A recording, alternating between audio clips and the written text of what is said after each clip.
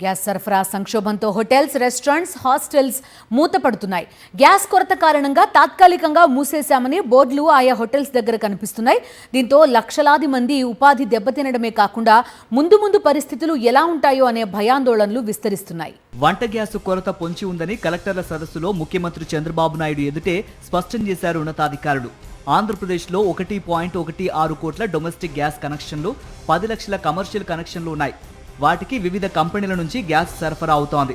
అధికారుల లెక్కల ప్రకారం మరో 4 రోజులకు సరిపడే నిల్వలు మాత్రమే కంపెనీల వద్ద ఉన్నాయన్న నివేదికలు ఆంధ్రప్రదేశ్లో మరింత ఆందోళన కలిగిస్తున్నాయి.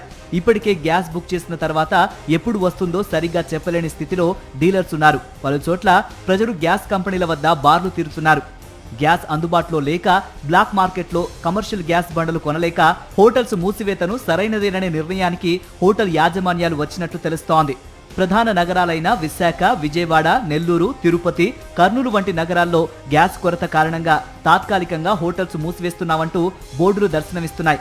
కమర్షియల్ సిలిండర్స్ సరఫరా ఆగిపోవటం, బ్లాక్ మార్కెట్లో ఒక సిలిండర్ 3,000 రూపాయల నుంచి 5,000 రూపాయల వరకు అమ్ముతూ ఉండడంతో హోటల్స్ మూతపడుతున్నాయి. కమర్షియల్ గ్యాస్ సరఫరా పూర్తిగా నిలిచిపోయింది.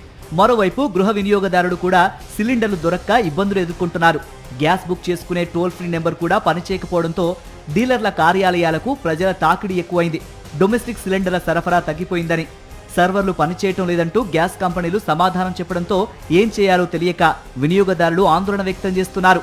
సిలిండర్లు సరఫరా చేయడానికి ఎన్ని రోజులు సమయం పడుతుందో కూడా ఏజెన్సీలు చెప్పలేకపోవడంతో కస్టమర్లు అయోమయానికి గురవుతున్నారు. ప్రభుత్వం ప్రత్యామ్నాయ ఏర్పాట్లు చేయలేదని దుమ్మెత్తిపోస్తున్నారు. పర్యాటక నగరమైన విశాఖపట్నంపై పశ్చిమాసియా యుద్ధం తీవ్ర ప్రభావం చూపిస్తోంది. హోటల్స్ కు సరిపడా కమర్షియల్ సిలిండర్లు అందకపోవడంతో కట్టెల పొయ్యిలను ఆశ్రయిస్తున్నారు. మండుతున్న ఎండలు, సిబ్బంది కొరత కారణంగా కట్టెల పొయ్యిలపై కూడా పూర్తి స్థాయిలో వంటలు చేయలేకపోతున్నారు. చాలా హోటల్స్ లో సగానికి పైగా ఫుడ్ ఐటమ్స్ తగ్గించాయి. ఫాస్ట్ ఫుడ్, క్యాటరింగ్ వంటి విభాగాలను పూర్తిగా మూసివేస్తున్నారు.